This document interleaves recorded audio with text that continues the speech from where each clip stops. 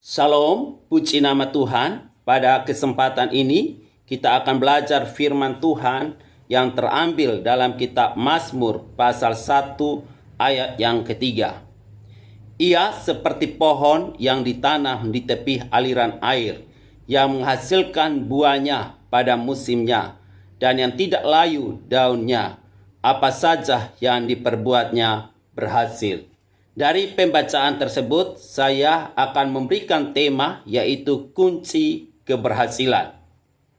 Saudaraku yang terkasih di dalam Tuhan, kalau manusia diperhadapkan pada dua pilihan antara hidup sukses atau gagal, sudah pasti semua orang memilih untuk sukses. Tetapi ironisnya, pada kenyataannya masih banyak orang yang hidup dalam kegagalan. Ada yang gagal membina rumah tangga, usaha, pekerjaan, studi, dan lain sebagainya. Jelas kegagalan bukan kehendak Tuhan, karena Allah punya rencana yang terbaik buat kita. Jika kita mengalami kegagalan, pasti ada sesuatu yang keliru dalam hidup ini. Ada beberapa hal penting yang menjadi rahasia agar kita dapat meraih keberhasilan. Hal yang pertama adalah tidak berjalan menurut nasihat orang fasik. Ayat 1 bagian A mengatakan, berbahagialah orang yang tidak berjalan menurut nasihat orang fasik. Saudara yang terkasih di dalam Tuhan, orang fasik adalah orang yang telah mengetahui kebenaran, tetapi dengan sengaja tidak mau hidup di dalamnya, bahkan dengan sengaja melanggarnya. Mereka mengetahui hal-hal yang dilarang Tuhan, tetapi dengan sadar sengaja melanggarnya. Orang-orang fasik ini kadangkala tidak jauh dari kita. Bahkan mereka berkeliaran di sekitar gereja. Biasanya kehadiran mereka di tengah jemaat hanya menjadi sandungan. Sebab itu hati-hati dengan orang fasik. Yang kedua adalah tidak berdiri di jalan orang berdosa. Ayat 1 bagian B. Yang tidak berdiri di jalan orang berdosa. Artinya, saudara, hiduplah dalam kekudusan. Jangan lagi serupa dengan orang-orang dunia. Kalau orang dunia hidup dalam kedagingan dan dikuasai oleh hawa nafsu duniawi, kita harus berbeda, yaitu hiduplah di dalam tuntunan dan pimpinan Roh Kudus, dan diperlengkapi dengan buah-buah Roh Kudus, serta berjalan dalam kebenaran. Sekuat-kuatnya iman kita, saudara, jika setiap hari bergaul dengan para pendosa, cepat atau lambat kita akan jatuh pula. Karena itu jauhilah mereka. Menjauhi bukan berarti membenci mereka. Artinya jika Tuhan menuntun kita untuk bersaksi pada mereka, bersaksilah. Sebab bagi Tuhan tidak ada yang mustahil. Sekeras apapun hati seseorang, sesungguhnya Tuhan berkuasa untuk melembutkannya serta menuntunnya kepada pertobatan. Ingat, Tuhan berdaulat penuh atas hidup kita. Tuhan memegang kendali atas kehidupan kita. Percaya dan yakin kepada Tuhan. Dan yang ketiga adalah tidak duduk dalam kumpulan pencemooh. Ayat 1 bagian C, dan yang tidak duduk dalam kumpulan pencemooh.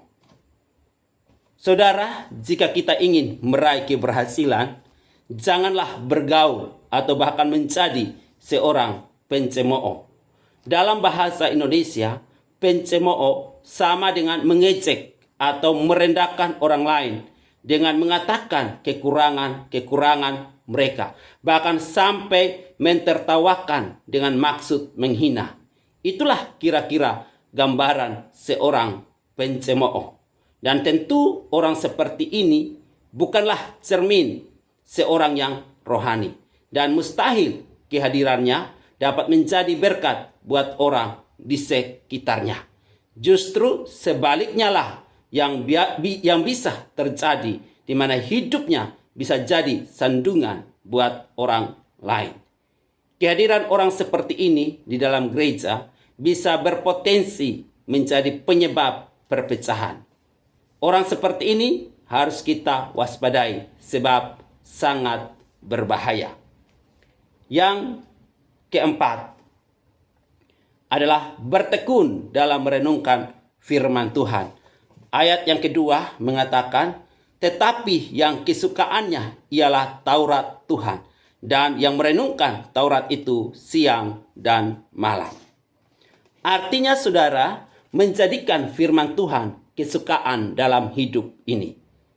Seorang yang menyukai firman akan merenungkannya siang dan malam.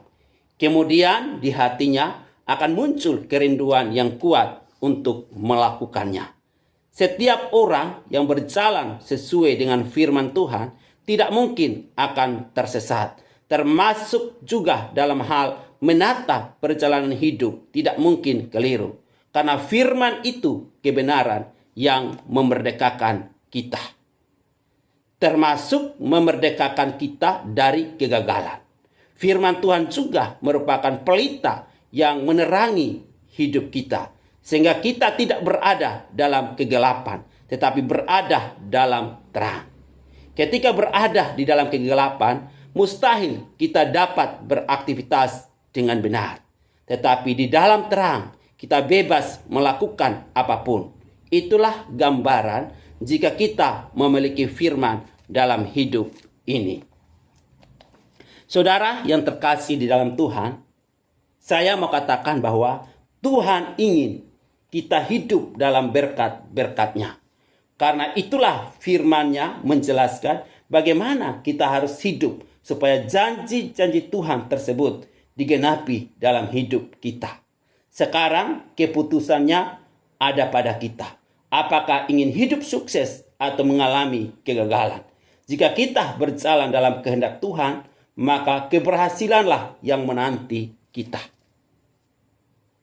Kunci keberhasilan ini, jika kita perhatikan dan pahami dengan sungguh-sungguh, kemudian mulai berdoa meminta penyertaan dan kekuatan dari Tuhan, niscaya kita pasti akan mampu meraihnya.